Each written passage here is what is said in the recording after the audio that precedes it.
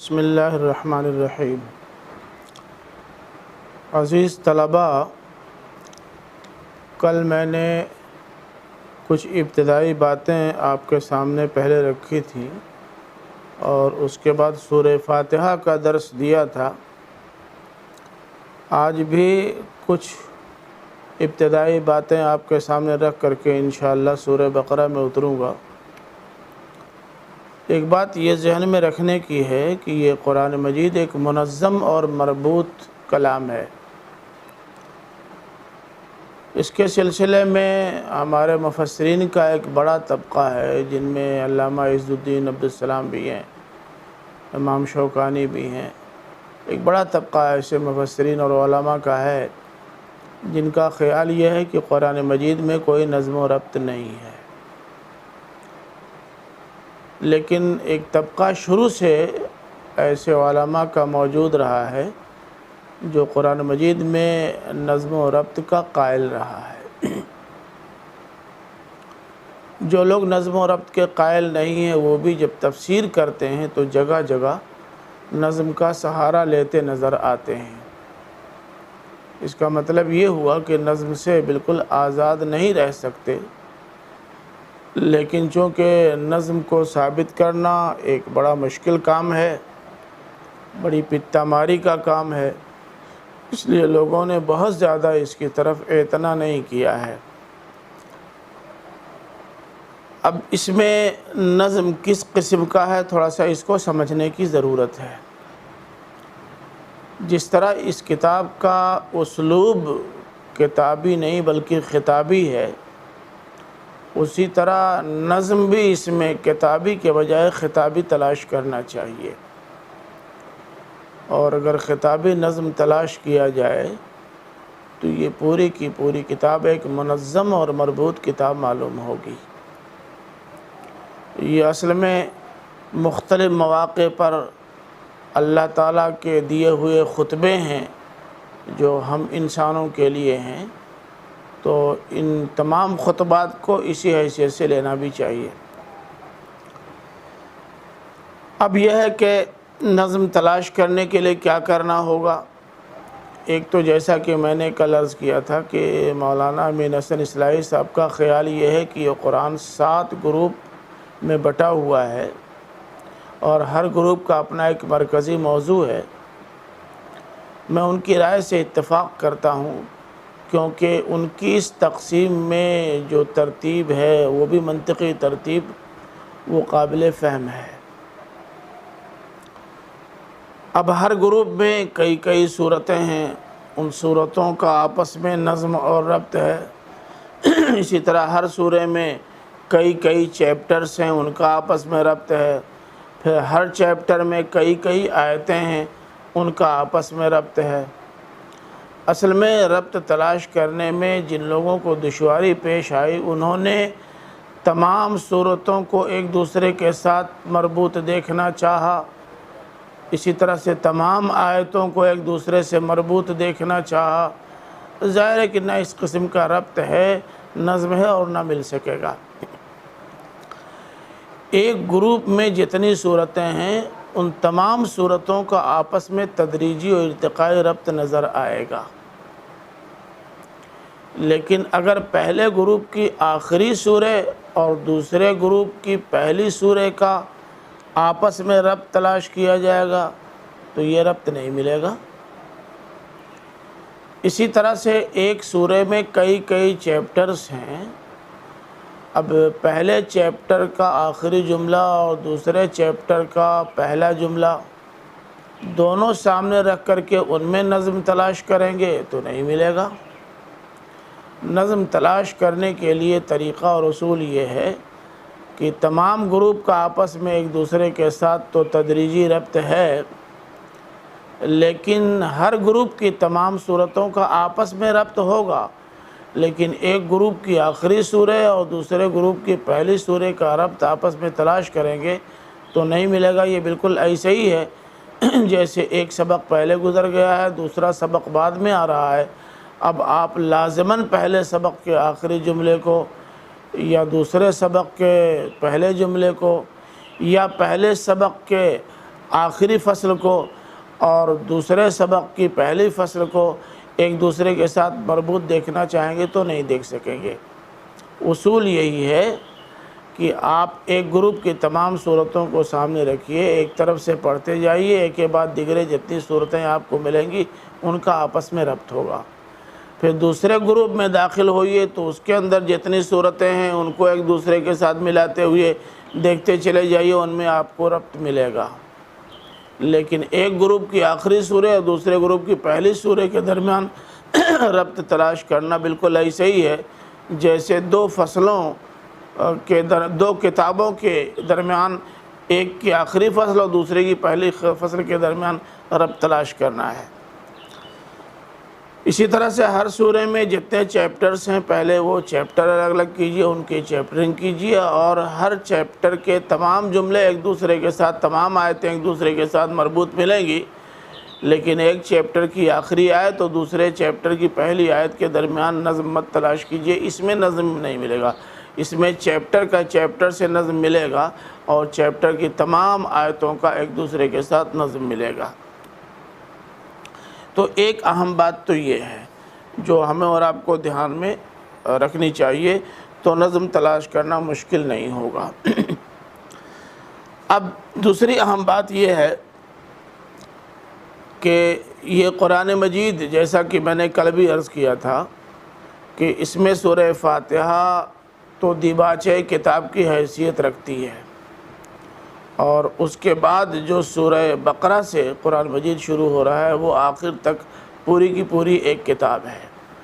دیباچہ کتاب بھی کتاب کا حصہ ہی ہوتا ہے، لیکن وہ اصلاً دیباچہ ہوتا ہے، اور اصل مضامین اور ساری گفتگویں اور ساری بحثیں وہ پہلے سبق سے شروع ہوتی ہیں۔ تو یہ پہلا سبق ہے سورہ بقرہ جو آج شروع ہو رہا ہے۔ اعوذ باللہ من الشیطان الرجیم، بسم اللہ الرحمن الرحیم۔ قرآن مجید میں خود اللہ تعالیٰ نے فرمایا ہے اذا قرأت القرآن فاستعذ باللہ، جب قرآن مجید پڑھو تو اعوذ باللہ من الشیطان الرجیم پڑھ لیا کرو۔ بسم اللہ کے سلسلے میں آپ یہ بات جانتے ہیں کہ ہر کام کا آغاز کرنے سے پہلے اگر بسم اللہ کر لیا جائے تو اللہ تعالیٰ کے نام سے آغاز کی برکت اس میں شامل ہو جاتی ہے، اور یہ بسم اللہ کی تاریخ بہت پرانی ہے، بہت پرانی ہے۔ حضرت نوح علیہ السلام نے جب اپنے ساتھیوں کو کشتی میں سوار کرایا تو اس وقت جو دعا پڑھی تھی وہ دعا یہ تھی کہ ارکبوا فیہا بسم اللہ مجریہا و مرساہا ان ربی لغفور الرحیم، لوگوں اس میں سوار ہو جاؤ اللہ کا نام لے کر، اس کا چلنا اور لنگر انداز ہونا سب اللہ ہی کے نام سے ہے، اللہ ہی کے حکم سے ہے، اور میرے رب یقیناً بڑا بخشنے والا رحم فرمانے والا ہے۔ اس کا مطلب یہ ہوا کہ حضرت نوح علیہ السلام کے زمانے میں بھی کام کا آغاز بسم اللہ سے ہوتا تھا۔ قطعی طور سے تو نہیں کہہ سکتے کہ حضرت آدم علیہ السلام جو پہلے انسان ہیں انہی کے زمانے سے یہ سلسلہ شروع ہوا یا نہیں، لیکن قیاس یہی کہتا ہے کہ یہ اسی زمانے سے ہوگا۔ حضرت نوح علیہ السلام کے علاوہ حضرت سلیمان علیہ السلام کے ہاں بھی اس کا سراغ ملتا ہے، چنانچہ قرآن مجید کی سورہ نمل آیت نمبر 30 میں ہے کہ حضرت سلیمان علیہ السلام نے جب ملکہ سبا کو خط لکھا اور ہدہد کے ذریعے سے بھیجوایا تو اس خط کا مضمون تھا انہ من سلیمان و انہ بسم اللہ الرحمن الرحیم، یہ خط سلیمان کی طرف سے ہے اور مضمون شروع کرنے سے پہلے لکھا بسم اللہ الرحمن الرحیم۔ تو اس سے اندازہ ہوتا ہے کہ یہ بسم اللہ بہت پہلے سے بلکہ شروع سے ہے، اور کسی کام کا آغاز کریں تو بسم اللہ کہہ لیا کریں، اس سے اللہ تعالیٰ کی برکت کام میں شامل ہو جاتی ہے۔ اب سورہ فاتحہ میں جو بسم اللہ ہے یا اور سورتوں میں جو بسم اللہ ہے اس کی کیا حیثیت ہے؟ مدینہ، بصرہ اور شام کے قراء اور فقہا کی رائے یہ ہے کہ بسم اللہ الرحمن الرحیم کسی سورہ کی آیت نہیں ہے بشمول سورہ فاتحہ کے۔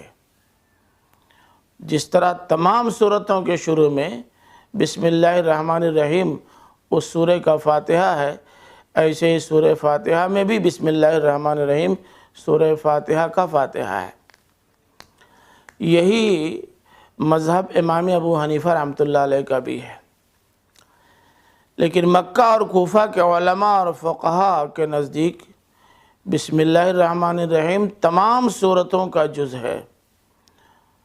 امام شافعی رحمۃ اللہ علیہ کا بھی یہی مذہب ہے۔ چنانچہ آپ دیکھتے ہوں گے کہ جہاں کہیں شوافع کی مسجدوں میں نماز پڑھنے کا اتفاق ہوگا تو آپ دیکھیں گے کہ جہری نمازوں میں وہ سورہ فاتحہ پڑھنے سے پہلے بسم اللہ الرحمن الرحیم پڑھتے ہیں، اور سورہ فاتحہ پڑھنے کے بعد بھی کوئی سورہ شروع کرتے ہیں تو باقاعدہ جہری بسم اللہ الرحمن الرحیم پڑھتے ہیں۔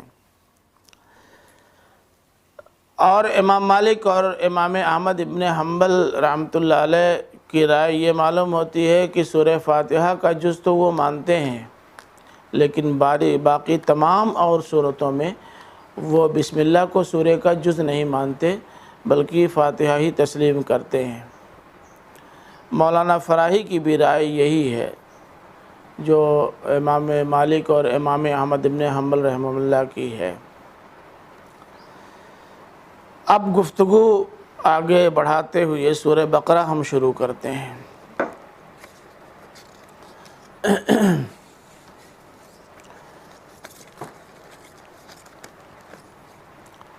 اعوذ باللہ من الشیطان الرجیم، بسم اللہ الرحمن الرحیم، الف لام میم، ذالک الکتاب لا ریب فیہ ھدی للمتقین الذین یؤمنون بالغیب ویقیمون الصلاة ومما رزقناہم ینفقون والذین یؤمنون بما انزل الیک وما انزل من قبلک وبالآخرۃ ہم یوقنون اولئک علی ھدی من ربہم واولئک هم المفلحون ان الذین کفروا سواء علیہم اانذرتہم ام لم تنذرہم لا یؤمنون ختم اللہ علی قلوبہم وعلی سمعہم وعلی ابصارہم غشاوہ ولہم عذاب عظیم۔ الف لام میم یہ الکتاب ہے، اس کے الکتاب ہونے میں کوئی شک نہیں، یہ ہدایت ہے متقیوں کے لیے۔ الف لام میم حروف مقطعات ہیں، بہت ساری سورتوں کے شروع میں یہ حروف آئے ہیں۔ ان کو حروف مقطعات اس لیے کہا جاتا ہے کہ سارے حروف کاٹ کاٹ کر بالکل الگ الگ پڑھے جاتے ہیں۔ چونکہ ہر سورہ کا ایک مرکزی موضوع ہوتا ہے جس کو عمود کہتے ہیں، اس لیے ظاہر ہے کہ اس سورہ کا بھی ایک مرکزی موضوع ہے اور عمود ہے۔ تو اس پورے گروپ کا مرکزی موضوع جیسا کہ آپ کو بتایا جا چکا ہے کہ وہ دعوت ایمان ہے، اور اس سورہ کا مرکزی موضوع بھی دعوت ایمان ہی ہے۔ اب اس الف لام میم کی گفتگو سے پہلے یہ بات ذہن میں رکھ لیجئے کہ اس پوری سورہ بقرہ میں اصل خطاب تو یہود سے ہے۔ چنانچہ یہود کی ساری شرارتیں اور ان کے مذمومات اور ان کے توہمات کا تفصیلی ذکر ہے، اور ان تمام کی باقاعدہ تردید کی گئی ہے، اور یہ بتایا گیا ہے کہ یہ جن خیالات کا اظہار کرتے ہیں یا جو عقائد رکھتے ہیں ان عقائد کا اللہ تعالیٰ کی ہدایات سے کوئی تعلق نہیں ہے، لیکن ضمناً اس میں نبی کریم صلی اللہ علیہ وسلم سے بھی خطاب ملے گا، مسلمانوں سے بھی خطاب ملے گا، اور بنی اسماعیل سے بھی۔ نبی کریم صلی اللہ علیہ وسلم کو جہاں جہاں مخاطب بنایا گیا ہے تو آپ سے خطاب کرتے ہوئے فرمایا گیا کہ دیکھو صبر استقامت کا مظاہرہ کرو، بغیر اس کے کوئی اہم کام پائے تکمیل کو پہنچتا نہیں ہے، اس لیے صبر اور عزیمت کو اپنی ذمہ داریوں میں سے سمجھو اور اسے ہر صورت میں لازم پکڑو۔ مسلمانوں سے خطاب جہاں ہوا ہے وہاں یہ بتایا گیا ہے کہ مسلمانوں تمہاری حیثیت ایک مستقل امت کی ہے، اور ایک مستقل امت کو امت کی حیثیت سے دنیا کے سامنے اپنے آپ کو پیش کرنا ہوتا ہے، اس لیے تمہیں بھی بحیثیت امت دنیا کے سامنے اپنے آپ کو پیش کرنا ہے۔ امت کے سارے افراد ایک دوسرے کے ساتھ جڑے ہوئے ہوتے ہیں، آپس میں تناؤ اور تفرقہ نہیں رکھتے، تہذب اور تخرب کا شکار نہیں ہوتے، بلکہ وہ ایک عمارت کی تمام اینٹوں کے مانند ایک دوسرے سے منسلک رہتے ہیں اور سب مل کر ایک عمارت کا کام دیتے ہیں۔ تو تم اپنی اس حیثیت کو کبھی فراموش نہ کرنا، کیونکہ اگر تمہارے اندر بھی وہی انتشار آیا جو اہل کتاب کے اندر تھا تو جس طرح وہ منصب کے اہل منصب کے اہل نہیں رہ گئے، ایسے تم بھی منصب کے اہل نہیں رہ جاؤ گے۔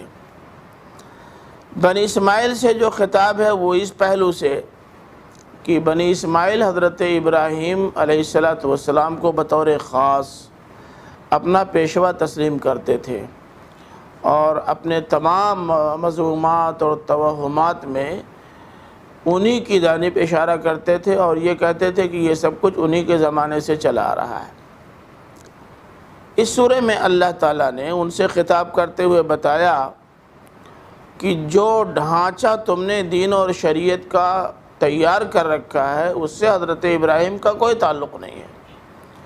حضرت ابراہیم جو دین لے کر کے آئے تھے وہ تو وہی دین ہے جو قرآن مجید پیش کر رہا ہے۔ چنانچہ حضرت ابراہیم کی زندگی کے بعض حالات اور واقعات، ان کے عقائد، ان کے نظریات اور ان کے اعمال، ان کی قربانیاں اور اللہ سے ان کے تعلق اور محبت، ان تمام کا ذکر کر کے یہ ثابت کیا ہے کہ دیکھو یہ تھے تمہارے دادا ابراہیم جن سے تم اپنے آپ کو منسوب کرتے ہو یا جن سے اپنی نسبت جوڑتے ہو، ان کی زندگی یہ تھی۔ اب تم دیکھ لو اپنی زندگی کو، تم کو خود ہی اندازہ ہو جائے گا کہ یہ محض باپ کی طرف نسبت تمہاری ہے، لیکن تمہارا تعلق ان کی زندگی سے نہیں ہے۔ باپ کا علم نہ بیٹے کو اگر ازبر ہو، پھر پسر قابل میراث پدر کیوں کر ہو۔ تو یہ ذہن میں رہے کہ اس میں اصلاً تو یہود کا کچا چٹھا سامنے لایا گیا ہے، لیکن اس میں نبی کریم صلی اللہ علیہ وسلم کو صبر کی تلقین بھی کی گئی ہے اور مسلمانوں کو بحیثیت امت مسلمہ کے لوگوں کے سامنے آنے کی ترغیب بھی ہے، اور بنی اسماعیل کو اپنا سبق یاد کرنے کا حکم بھی ہے۔ اب یہ الف لام میم جو حروف مقطعات ہیں، ان کی ترکیب کیا ہوگی؟ مولانا امین نصر اصلاحی صاحب فرماتے ہیں کہ یہ مبتدا کی خبر ہے، یعنی یہ الف لام میم ہے یا سورہ الف لام میم ہے، حاضی سورۃ الف لام میم۔ باقی لوگوں نے یہ کہا ہے کہ نہیں، اس کی کوئی ترکیب نہیں ہوگی، بس الف لام میم یہ کافی ہے۔ میرا خیال یہ ہے کہ لوگوں کی رائے زیادہ مناسب ہے۔ یہ الف لام میم یہ کوڈ ورڈز ہیں اور ان کو کوڈ ورڈز کی حیثیت ہی میں رکھنا چاہیے، باقاعدہ جملہ بنانے کی کوئی ضرورت نہیں ہے۔ اب ان حروف مقطعات کے سلسلے میں ہمارے ہاں علماء کی رائیں بہت مختلف ہیں۔ ویسے تو 50 سے زائد اقوال اس کے سلسلے میں پائے جاتے ہیں جن کو علماء نے موضوع بحث بنایا ہے، لیکن 3 رائیں خاص طور سے بہت اہم ہیں۔ سب سے زیادہ مشہور رائے تو یہ ہے کہ یہ وہ حروف ہیں جن کا معنی کسی کو نہیں معلوم، یہاں تک کہ محبت وحی جناب رسول اللہ صلی اللہ علیہ وسلم کو بھی نہیں معلوم۔ کس قدر حیرت ناک بات ہے کہ جس کو اس دنیا میں قرآن مجید کے ساتھ بھیجا گیا یہ کہہ کر کے کہ یہ قرآن ہم تم کو دے رہے ہیں لِتُبَيِّنَ لِلنَّاسِ، تاکہ تم لوگوں کے سامنے اسے کھول کھول کر بیان کر دو۔ اس کتاب کی پہلی باقاعدہ سورہ کی پہلی ہی آیت ایسی ہو جس کا مطلب وہ خود نہ جانتے ہوں، دوسروں کو کیا بتائیں گے۔ پھر کفار اور مشرکین نے بہت سارے اعتراضات کیے ہیں قرآن مجید پر، لیکن تاریخ میں کوئی ایک اعتراض اس قسم کا نہیں ملتا کہ کبھی انہوں نے حروف مقطعات پر بھی کوئی سوال اٹھایا ہو۔ حالانکہ ان کے لیے تو سب سے بڑا موقع یہ تھا کہ اگر ان حروف کے کوئی معنی نہیں تو وہ اعتراض کرتے کہ یہ کتاب جو اپنے آپ کو کتاب مبین کہتی ہو، جس کا دعویٰ یہ ہو کہ وہ ہر چیز کو واضح کرنے والی کتاب ہے، اس کتاب کی پہلی ہی باقاعدہ آیت ناقابل فہم ہو، یہ اعتراض ان کی طرف سے ضرور آتا۔ لیکن ان کا اعتراض سامنے نہ آنا دلیل ہے اس بات کی کہ ان کے مدلول اور ان کے مفہوم معلوم تھے۔ اصل میں مسئلہ یہ ہے کہ کلام عرب کا ایک بہت بڑا ذخیرہ، جسے کہا جا سکتا ہے کہ وہ 80% حصے پر مشتمل ہے، یہ دستبرد زمانہ کی نظر ہو گیا اور وہ ضائع ہو گیا، جلا دیا گیا اور تلف کر دیا گیا، ختم کر دیا گیا، مٹا دیا گیا۔ اب جتنا حصہ کلام عرب کا موجود ہے اس میں تلاش کرنا چاہیے کہ اس طرح کے حروف کے کیا معنی ہوتے ہیں۔ دوسری رائے یہ ہے کہ یہ حروف بامعنی ہیں۔ مثلا ایک رائے یہ ہے کہ الف سے مراد اللہ ہے اور لام سے مراد جبریل ہے اور میم سے مراد محمد۔ لیکن اس طرح کی رائے رکھنے والوں نے کوئی دلیل نہیں دی ہے کہ کس بنیاد پر اور کس اصول پر ہم یہ معنی پہنا رہے ہیں۔ اگر یہ محض ذوقی ہو اور تحقیقی اور علمی نہ ہو، اس کے پیچھے کوئی ٹھوس بنیاد نہ ہو، کچھ اصول اور ضابطے نہ ہوں، تو جس طرح آپ نے الف لام میم کا ایک مدلول سامنے رکھ لیا ہے، ایسی دوسرا کوئی اپنے ذوق کے لحاظ سے اس کا مدلول کچھ اور قرار دے سکتا ہے۔ تو اس لیے جب تک کوئی اصول اور ضابطہ سامنے نہ ہو، محض یہ کہہ دینا کہ اس کا یہ معنی ہے۔ اسی لیے آپ دیکھ رہے ہیں کہ جن لوگوں نے ان کو بامعنی مانا ہے، انہوں نے اپنے اپنے ذوق کے لحاظ سے ان کا معنی پہنا دیا ہے۔ تو کوئی بھی دعویٰ بغیر دلیل کے قابل تسلیم نہیں ہوتا، اس لیے یہ رائے بھی کچھ بہت زیادہ دمدار نہیں ہے۔ ایک تیسری رائے یہ ہے کہ یہ اصل میں کوڈ ورڈز ہیں، یہ وہ حروف ہیں جن کے کچھ مخصوص اور متعین مدلول ہیں اور یہ انہی کی جانب اشارہ کرتے ہیں۔ اصل میں ان حروف کے اندر جو مضامین پنہاں ہیں وہ سورہ کے اہم ترین اور بنیادی مضامین میں سے ہیں۔ اس لیے جب ان حروف کے ذریعے سے ان مضامین کا استحضار ہو جاتا ہے تو سورہ کے اندر جہاں وہ مضامین آتے ہیں ان پر بہت توجہ کے ساتھ، بڑے اطمینان کے ساتھ، کافی غور و خوض کے بعد، پوری دل جمعی کے ساتھ اور یکسوئی کے ساتھ آدمی غور کرتا ہے اور کوشش کرتا ہے کہ یہ پہلو چھوٹنے نہ پائے۔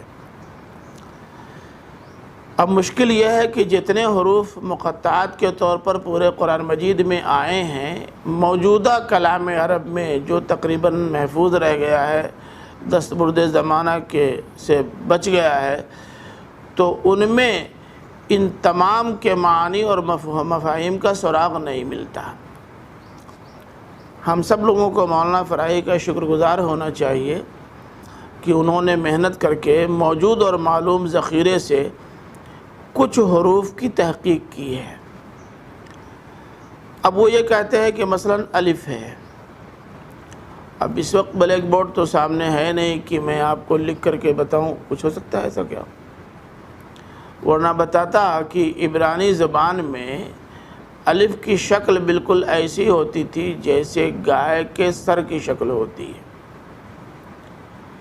چنانچہ الف عبرانی زبان میں جو اس عربی زبان کی بہن ہے، اس زبان میں دو معنی میں استعمال ہوتا رہا ہے، ایک تو توحید کے معنی میں اور دوسرے گائے کے معنی میں۔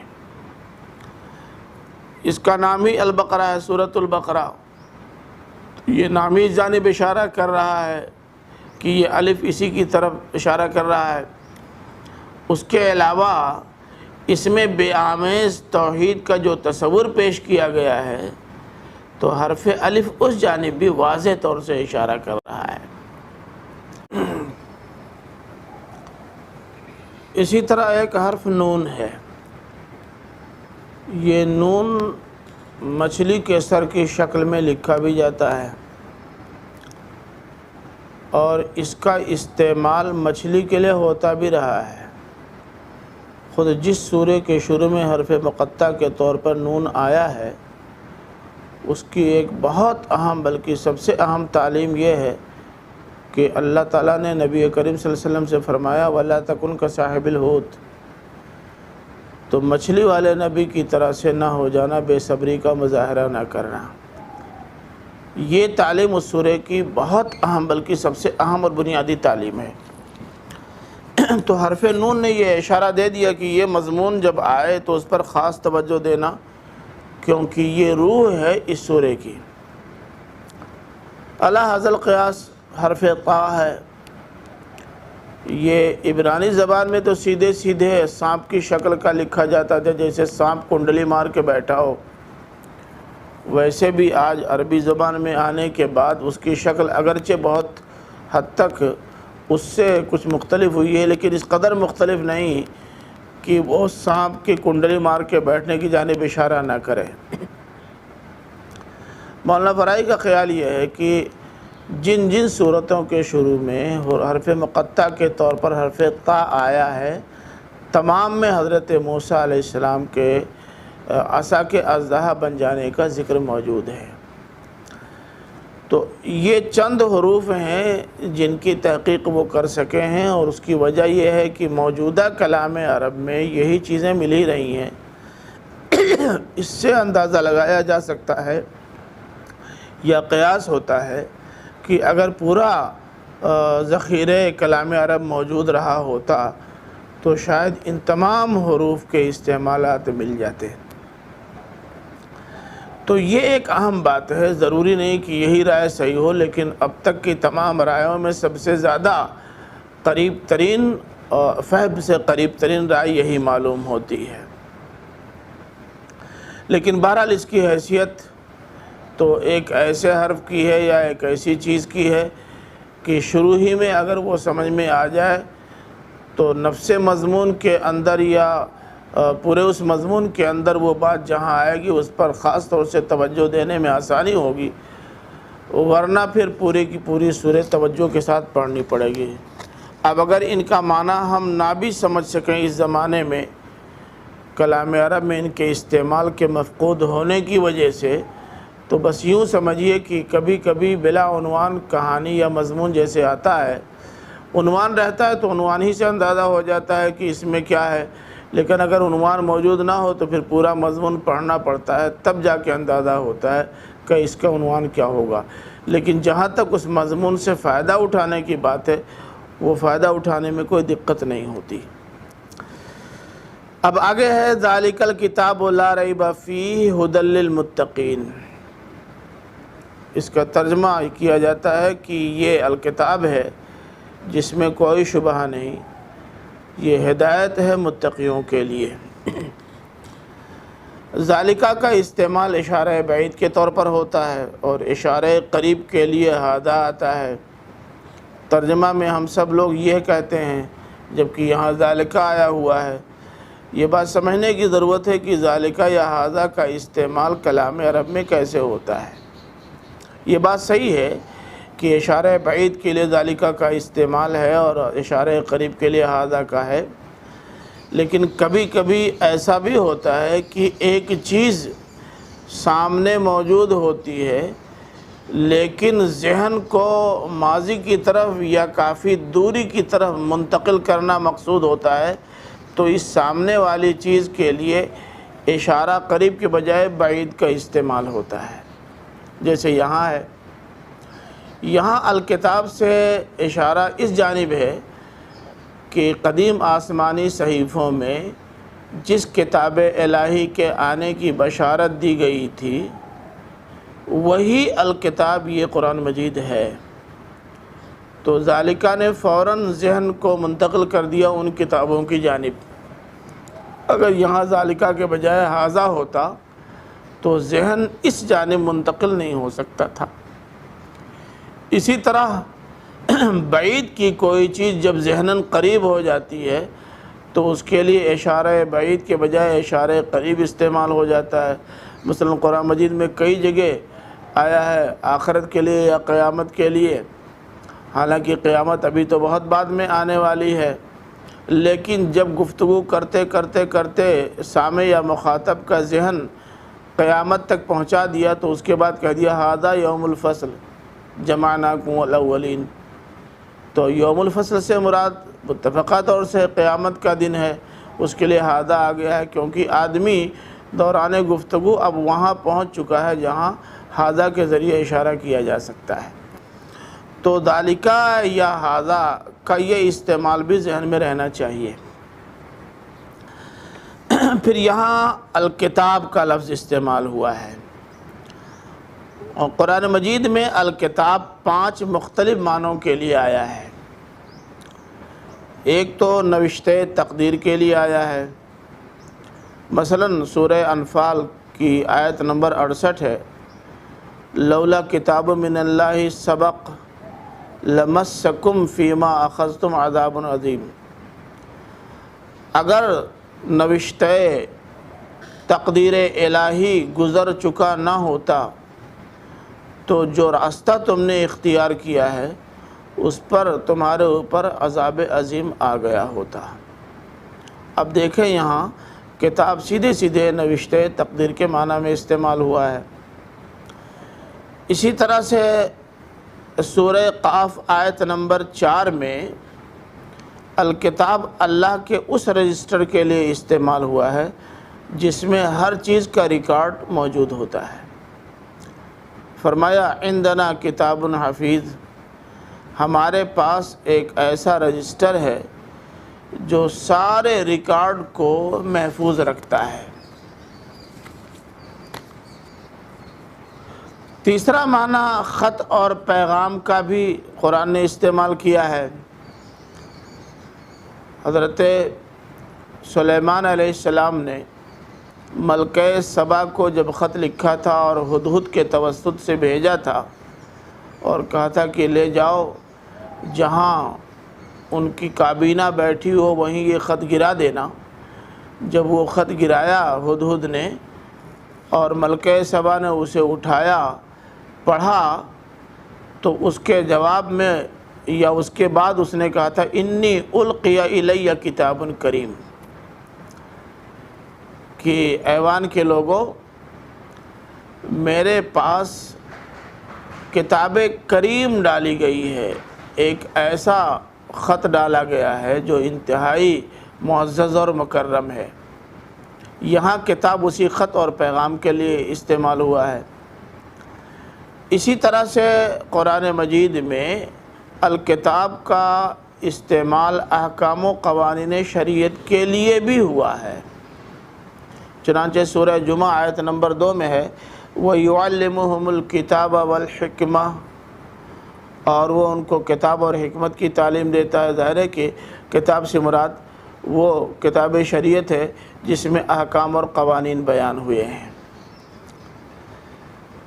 اسی طرح سے اس کا معنی یا یہ استعمال ہوتا ہے اللہ تعالیٰ کے اتارے ہوئے کلام کے لیے بھی۔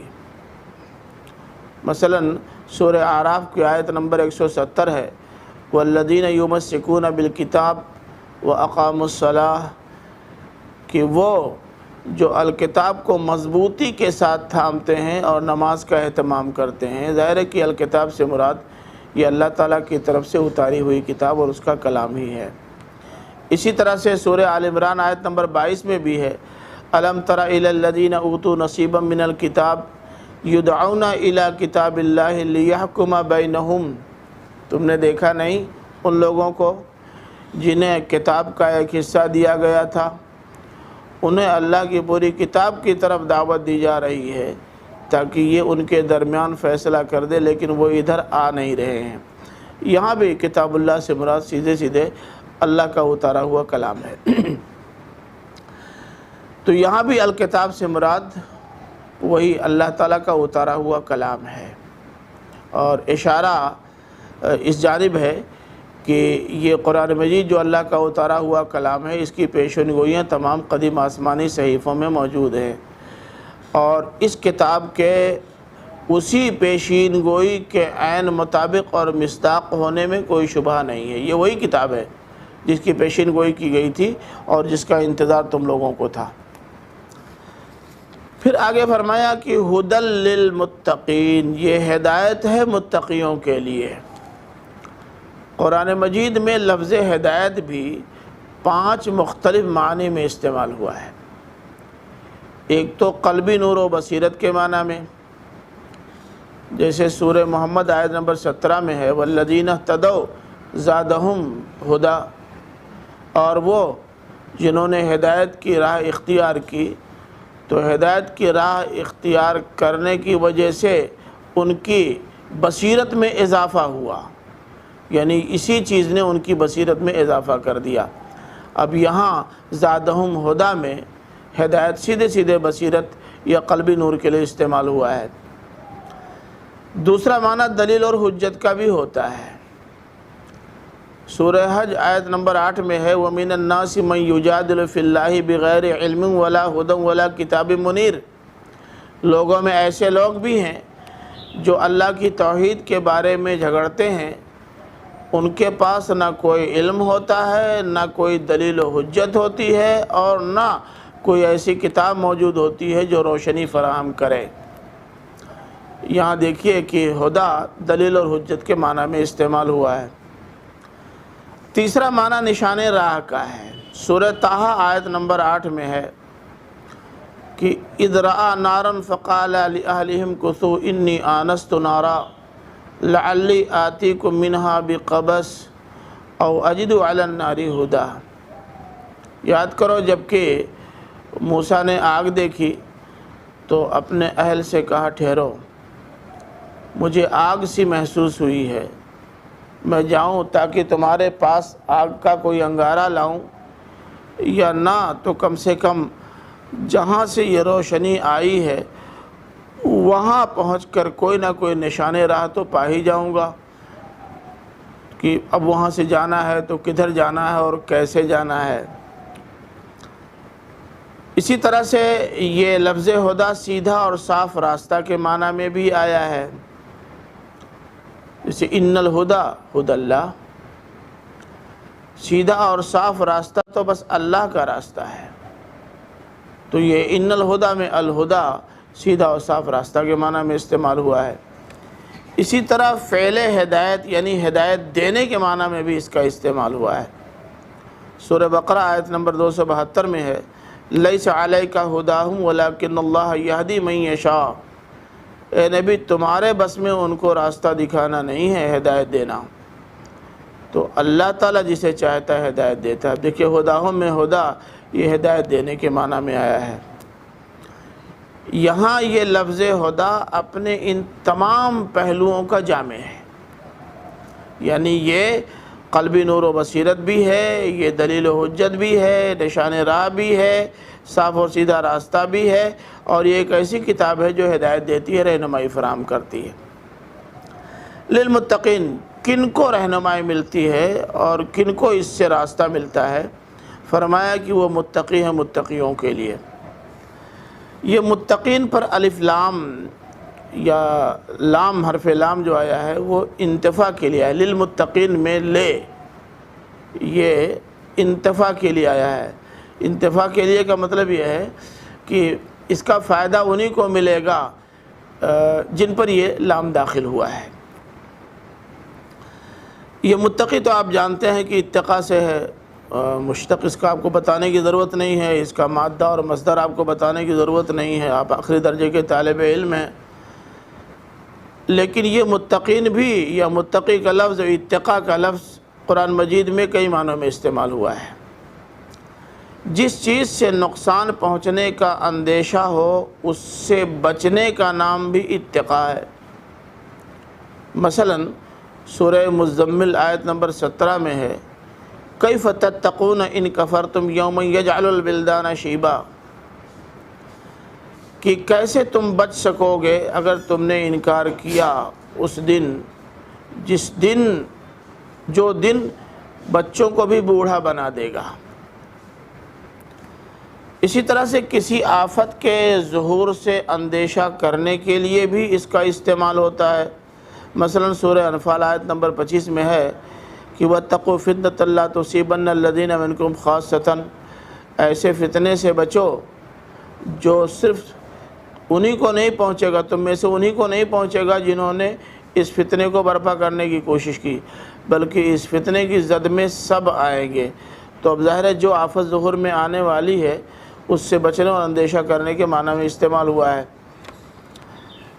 اسی طرح سے یہ اللہ سے برابر ڈرتے رہنے کے معنی میں بھی استعمال ہوا ہے۔ مثلا سورہ زمر آیت نمبر 73 میں ہے وَسِيقَ الَّذِينَ اتَّقَوْا رَبَّهُمْ إِلَى الْجَنَّةِ زُمَرًا، اور باقاعدہ لے جائیں گے وہ لوگ جو اپنے رب سے مسلسل ڈرتے رہے جنت کی طرف، جماعت کی صورت میں اعزاز و اکرام کے ساتھ ان کو لے جایا جائے گا۔ اسی طرح سے ایک معنی اس کا آتا ہے گناہ سے بچنا بھی۔ مثلا سورہ آل عمران کی آیت نمبر 179 ہے وَإِن تُؤْمِنُوا وَتَتَّقُوا فَلَكُمْ أَجْرٌ عَظِيمٌ، اگر تم ایمان لاؤ اور گناہ سے بچتے رہو تو تم کو اس کا بہت بڑا اجر ملے گا۔ یہ بات ذہن میں رہے کہ تقوی میں عمل کی بنسبت کیفیت اور حال کا پہلو غالب ہوتا ہے، اور اس میں فعل یعنی کام کرنے کے مقابلے میں ترک یعنی نہ کرنے کا پہلو زیادہ نمایاں ہوتا ہے، یعنی اس میں مثبت نہیں بلکہ منفی پہلو غالب ہوتا ہے۔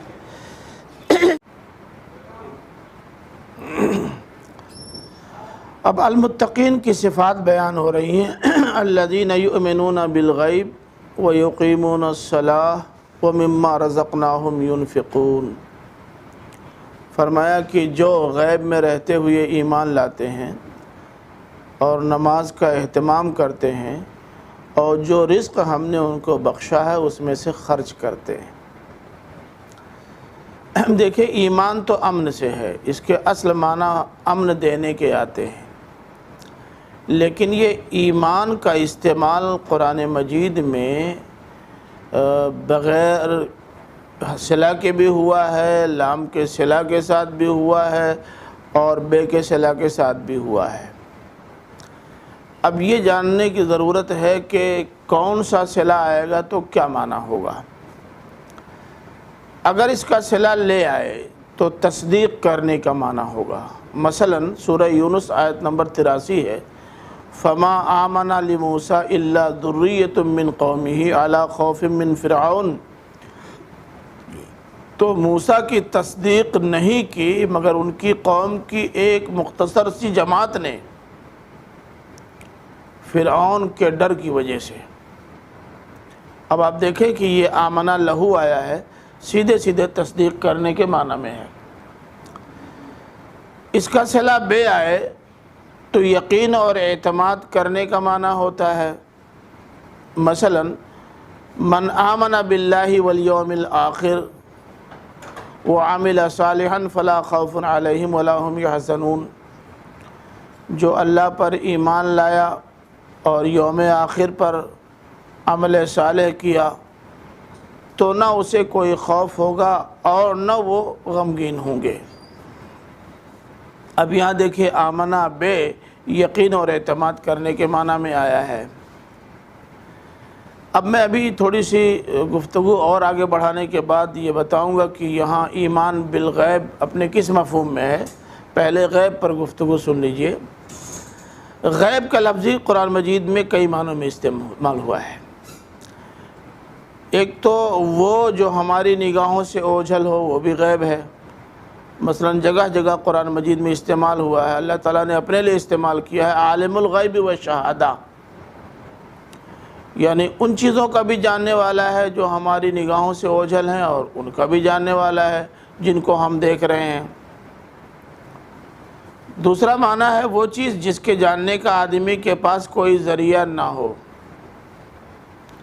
مثلا سورہ اعراف آیت 188 ہے، وَلَوْ كُنْتُ أَعْلَمُ الْغَيْبَ لَاسْتَكْثَرْتُ مِنَ الْخَيْرِ، اگر میں غیب کو جانتا، یعنی میرے پاس کوئی ذریعہ ہوتا اس کو جاننے کا، تو میں اسے جان کر ڈھیر سارا مال یا ڈھیر سارا خیر بٹور لیتا، لیکن میرے پاس کوئی ذریعہ نہیں ہے۔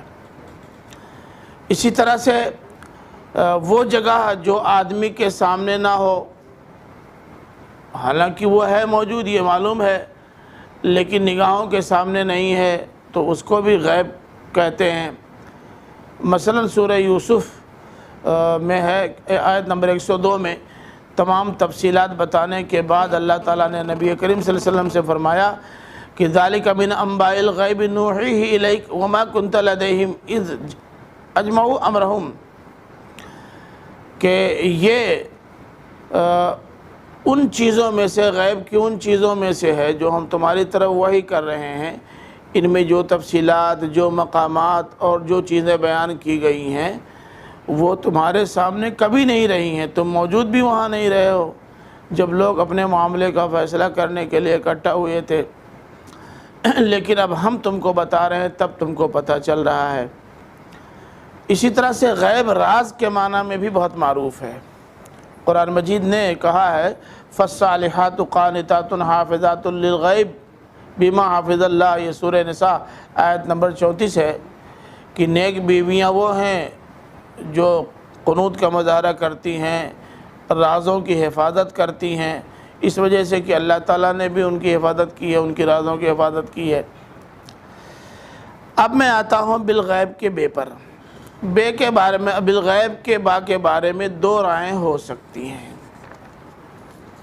ایک رائے تو یہ ہے کہ اس کو ظرف کے معنی میں لیا جائے، یعنی وہ غیب میں رہتے ہوئے ایمان لاتے ہیں، اور اس معنی میں بھی قرآن مجید میں اس کا استعمال ہے۔ مثلا سورہ انبیاء آیت نمبر 49 ہے، الذین یخشون ربہم بالغیب، جو اپنے رب سے ڈرتے ہیں غیب میں۔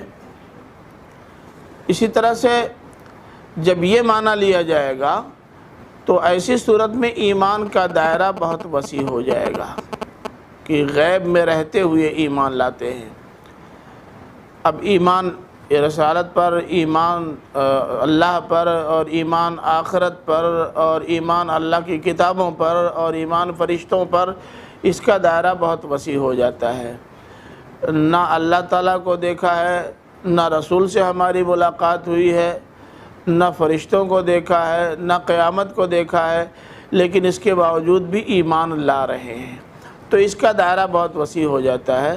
اب یہاں اس بے کو ظرف کے معنی میں لینا پڑے گا۔ دوسری صورت یہ ہے کہ اس کو صلہ کی بے مانا جائے، یعنی وہ غیب پر ایمان لاتے ہیں جیسے پیچھے آ چکا ہے، تو پھر یہ معنی محدود رہ جاتا ہے، یعنی وہ غیب کو مانتے ہیں، بس اتنی سی بات ہے۔ یہاں جس سیاق میں یہ آیت آئی ہے، ایسا لگتا ہے کہ یہ صرف غیب پر ایمان کی بات نہیں ہو رہی ہے، بلکہ اللہ پر بھی ایمان کی بات ہو رہی ہے، رسول پر بھی ایمان کی بات ہو رہی ہے، کتاب پر بھی ایمان کی بات ہو رہی ہے، اور قیامت پر بھی ایمان کی بات ہو رہی ہے۔ سیاق و سباق اسی کے حق میں ہے، تو اس لیے یہ بے کو ظرف مانا جائے تو زیادہ موضوع ہے۔ مجھے یاد پڑتا ہے کہ مولانا اخلاق حسین قاسمی صاحب نے مولانا امین حسن صاحب کی اس رائے پر بڑی سخت تنقید کی تھی، ان کا ایک مضمون بھی شائع ہوا تھا۔ یہ جو رسالہ نکلتا ہے ابنائے قدیم دارالعلوم دیوبند کا، اس میں انہوں نے بڑی تفصیل کے ساتھ لکھا تھا، اور مولانا امین حسن اصلاحی صاحب پہ بڑی سخت تنقید کی تھی کہ انہوں نے یہاں بے کو ظرفیت کے معنی میں لیا ہے۔ لیکن مضمون پڑھ کر کے مجھے سخت حیرت ہوئی کہ اتنا بڑا عالم دین اور اتنی سی موٹی سی بات نہیں سمجھ سکا۔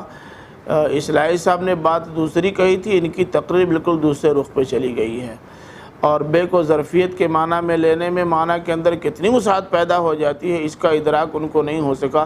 سخت افسوس ہوا اور سخت حیرت ہوئی۔ حالانکہ اگر عام مفسرین کی رائے لی جائے، یعنی اس کو وہ اس معنی میں لیا جائے کہ یہ صلہ کی بے ہے، تو اللہ اور کتاب اور رسول سب ایمان سے باہر ہو جاتے ہیں۔ اللہ بھی اس لیے باہر ہو جاتا ہے کہ اللہ تعالیٰ کی صفت تو حاضر ہے، غیب تو اس کی صفت ہے نہیں، تو وہ بھی باہر ہو جائے گا۔ تو اس لیے اس بے کو ظرفیت کے معنی میں لینے میں جو وسعت پیدا ہوتی ہے، جہاں جو ہماگیری آتی ہے، وہ اس کے بغیر نہیں آ سکتی۔ پھر آگے فرمایا کہ وَيُقِيمُونَ الصَّلَاةَ وَمِمَّا رَزَقْنَاهُمْ يُنْفِقُونَ، وہ نماز کی اقامت کرتے ہیں۔ اقامت کے معنی ہوتے ہیں کسی چیز کو کھڑا کرنا، اس کو سیدھا کرنا، اس طرح سیدھا کرنا کہ اس کے اندر کوئی ٹیڑھ باقی نہ رہ جائے۔ اب یہ اقامت کئی چیزوں کو مستلزم ہے: اخلاص، دل جمعی، کامل ادائیگی، اوقات کی پابندی، دوام و استمرار اور جماعت کا قیام، یہ سارے پہلو اقامت میں شامل ہیں۔ اسی لیے اقامت صلاۃ کا ترجمہ اگر اہتمام صلاۃ کیا جائے تو زیادہ موزوں ہوگا۔ اب صلاۃ کے معنی تو ہوتے ہیں کسی شے کی طرف متوجہ ہونا اصلاً، پھر یہیں سے یہ رکوع، تعظیم، تضرع اور دعا کے معنی میں بھی استعمال ہونے لگا، کیونکہ ان تمام میں ایک خاص قسم کی توجہ ہوتی ہے۔ اور عبادت کے معنی میں تو اس کا استعمال بہت پرانا ہے، چنانچہ صلاۃ کو نماز کے لیے بہت پہلے سے استعمال کیا جاتا رہا ہے، اور باقاعدہ یہ ایک اسلامی اصطلاح بن گیا ہے۔ تو اقامت صلاۃ کا مطلب یہ ہوگا کہ وہ نماز کا اہتمام کرتے ہیں، نماز پڑھتے ہیں تو اخلاص کے ساتھ، نماز پڑھتے ہیں تو پوری دل جمعی اور یکسوئی کے ساتھ، نماز پڑھتے ہیں تو تمام ارکان اچھی طرح ادا کرتے ہیں، نماز پڑھتے ہیں تو اوقات کی پابندی بھی کرتے ہیں، نماز پڑھتے ہیں تو ہمیشہ پڑھتے ہیں، موسمی نماز، رمضانی نماز نہیں پڑھتے۔ اسی طرح سے جماعت کا اہتمام بھی کرتے ہیں تمام فرض نمازوں کے لیے، یہ نہیں کہ جب چاہیں جیسے پڑھ لیں۔ اب بھائی دیکھیے آج کل تو لاک ڈاؤن چل رہا ہے اور اس میں حکومت کی طرف سے پابندی ہے، تو اس لیے اس میں جماعت کا اہتمام اگر نہ ہو تو آپ معذور ہیں۔ لیکن اگر اس طرح کی صورتحال نہ ہو تو جماعت کا اہتمام ایسی لازم ہے جیسے نماز لازم ہے۔ ہاں، اس صورت میں بھی، لاک ڈاؤن میں بھی، اگر آپ چاہیں تو گھروں میں اہل خانہ کی جماعت کر سکتے ہیں اور جو اقامت کے اس پہلو کو بھی باقی رکھ سکتے ہیں۔ پھر آگے آ رہا ہے کہ وَمِمَّا رَزَقْنَاهُمْ يُنْفِقُونَ، جو رزق ہم نے ان کو دیا ہے اس میں سے خرچ کرتے ہیں۔ دیکھیں مما رزقناہم میں من، یہ بہت معنی خیز ہے۔ اللہ تعالیٰ کیا دیا ہوا ہمارے پاس سب کچھ ہے، دینے والے نے دیا ہے اور چھپر پھاڑ کے دیا، بہت دیا ہے، بہت دیا ہے، اتنا دیا ہے کہ بعض لوگ تو اپنا حساب بھی نہیں رکھ پاتے۔ لیکن دینے والا اتنا دینے کے باوجود کل نہیں مانگ رہا ہے، مما رزقناہم، جو دیا ہے اس میں سے کچھ مانگ رہا ہے۔ اب آپ دیکھیں کہ زیادہ سے زیادہ 1/10 ورنہ 1/20 ورنہ 1/40، اب اور کیا ہو سکتا ہے؟ بھئی ہم کو کوئی آدمی 10 لاکھ روپیہ دے دے اور کہہ دے کہ اس میں سے 1 لاکھ ہم کو دے دو، تو ہم تو گڑاب سے لے لیں گے اور فوراً تھما دیں گے۔ تو اگر 10 میں 1 بھی دینا پڑے تو یہ بہت کم دینا ہے، کیونکہ ہمارا تو ہے نہیں، دینے والے نے ہم کو دیا، 1/10 مانگ لیا، 9/10 کے استعمال کی اجازت دے دی۔ لیکن عام چیزوں میں زمینی پیداوار کو چھوڑ دیجئے تو باقی چیزوں میں تو 100 میں صرف 2.5 روپیہ مانگ رہا ہے، وہ یہ تو کچھ بھی نہیں ہے۔ تو اس لیے اللہ تعالیٰ نے فرمایا کہ جب دیا ہے ہم نے تو ہماری ہدایت کے مطابق خرچ کرو، کیونکہ ہم کل نہیں مانگ رہے ہیں، تھوڑا سا مانگ رہے ہیں، اور وہ بھی جو مانگ رہے ہیں ہم اپنے لیے کچھ نہیں مانگ رہے ہیں، تمہیں سے تمہارے لیے مانگتے ہیں۔ پھر آگے ہے والذین یؤمنون بما انزل الیک وما انزل من قبلک، ان کی صفت یہ بھی ہے کہ وہ ایمان اس پر بھی لاتے ہیں جو تمہاری طرف اتارا گیا ہے، اور اس پر بھی ایمان لاتے ہیں جو تم سے پہلے اتارا گیا تھا۔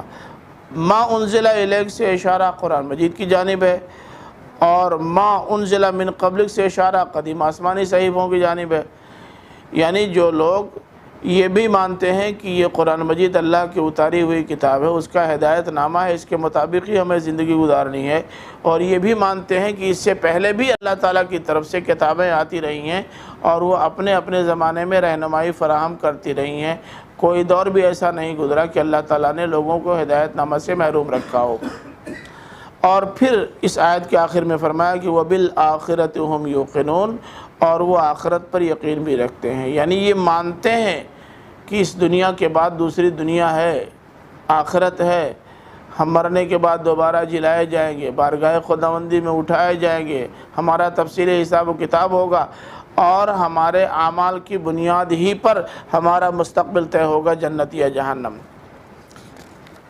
فرمایا اولئک علی ھدی من ربہم، یہ ہیں جو اپنے رب کی ہدایت پر ہیں۔ اب یہ بات واضح ہو گئی نا کہ ہدایت کیا ہے اور متقین کون لوگ ہیں۔ فرمایا واولئک ھم المفلحون، اور یہی لوگ ہیں دراصل کامیاب۔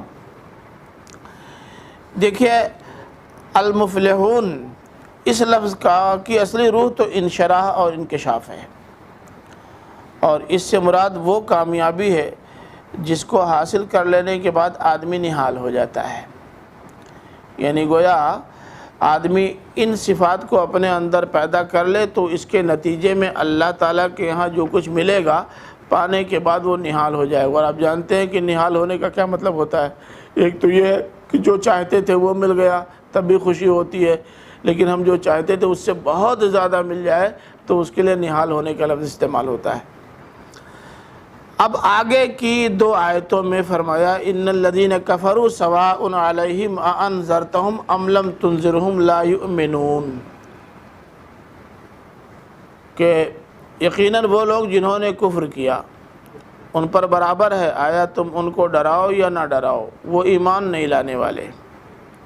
فرمایا ختم اللہ علی قلوبہم، اللہ تعالیٰ نے ان کے دلوں پر مہر کر دی ہے، وعلی سمعہم، ان کے کانوں پر ٹھپا لگا دیا ہے، وعلی ابصارہم غشاوہ، ان کی آنکھوں پر پردہ ڈال دیا ہے، اور اس کے نتیجے میں اب یہ قطعی طور سے محروم ہو گئے ہیں، اور ایسے محروم لوگوں کے لیے عذاب عظیم ہے۔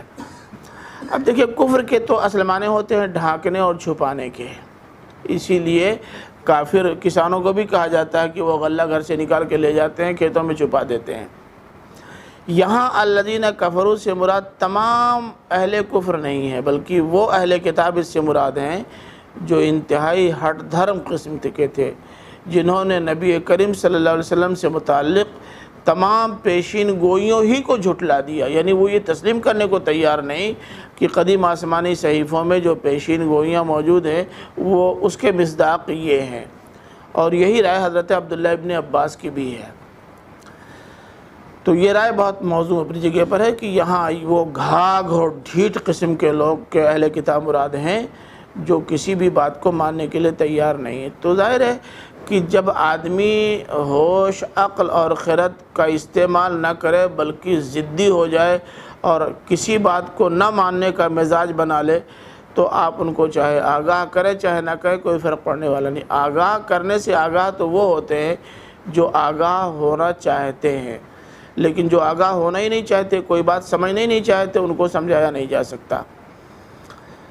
فرمایا کہ ختم اللہ علی قلوبہم، اللہ تعالیٰ نے ان کی دلوں پر مہر لگا دی ہے۔ ختم عربی زبان میں کہتے ہیں موم یا مٹی یا کسی ایسی چیز پر ٹھپا لگا دینے کے کہ اس کا منہ بند ہو جائے اور اس طرح بند ہو جائے کہ وہ قابل استعمال نہ رہے۔